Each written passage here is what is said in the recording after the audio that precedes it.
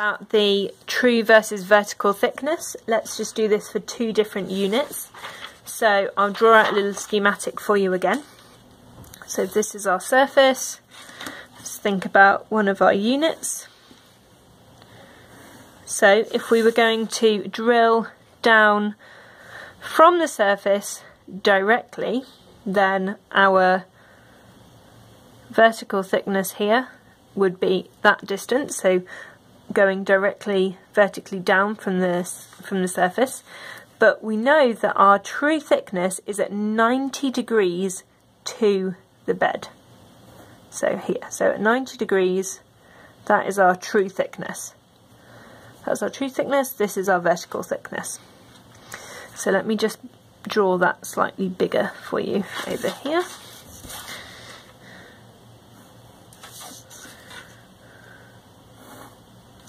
Okay, so vertical thickness, true thickness, this is going to be 90 degrees. Now we just worked out the dip, so for units A to D that was 18 degrees. Now this angle here is the same as this angle here. Okay, so the reason for that, if this is also a 90-degree triangle, if we remember all the angles in a triangle add up to 180, so if we have 18 plus 90, so 108, we know that, so if they're adding up to 100,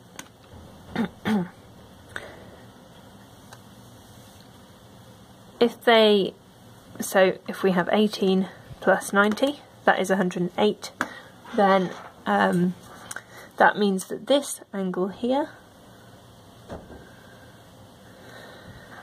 is going to be 72, and 72 plus 18 is 90 degrees, which is what that angle there is.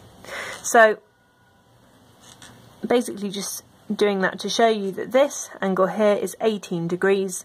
It's the same as what our dip is, so let me just put this in my blown up version. Now we can easily work out what the vertical thickness is. So as we're looking at the units below the unconformity, let's do this for unit B. So let's look at our labels for our structure contours. So AB is at 400 and BC is at 600.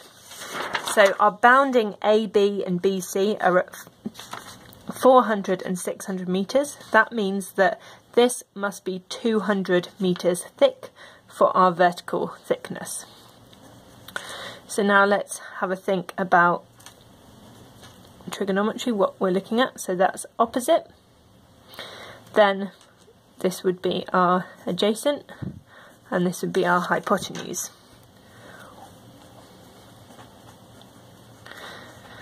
So as we now want to know the adjacent, we've got the hypotenuse.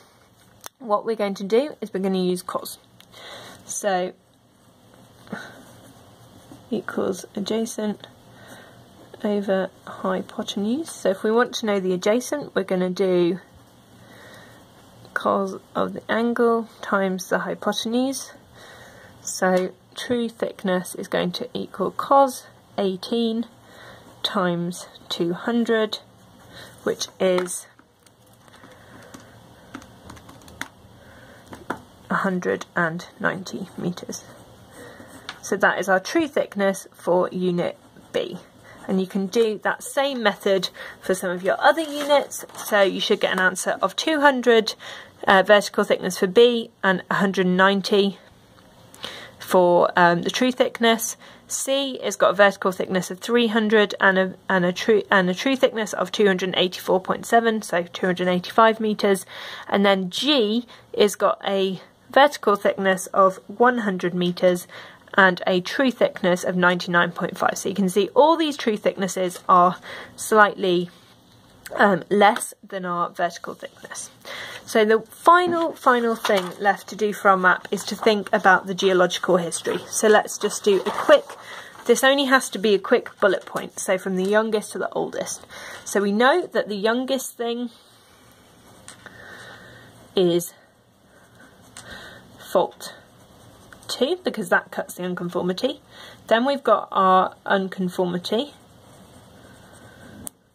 Okay, so our next thing, so Well, if the unconformity was laid down completely flat, then the unconformity was potentially tilted here, but it could also have been deposited on a slope.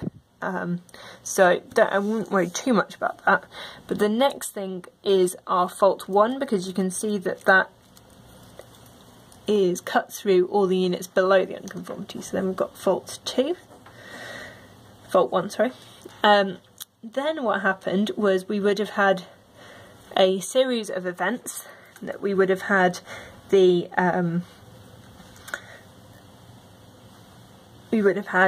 deposition of units A to D. Then we would have had tilting of units A to D. So in our map, the geological history, youngest to oldest. So the oldest thing we had was the deposition of A, B, C and D. So A, B, C, D. They would have all been deposited horizontally to start off with. Then they were tilted to the east. Then we had fault 1, which cut through all of those units and caused an offset of 400 meters. Then we had an unconformity which deposited units all the way across, and finally we had a 100 meter offset on fault 2 which has cut through everything.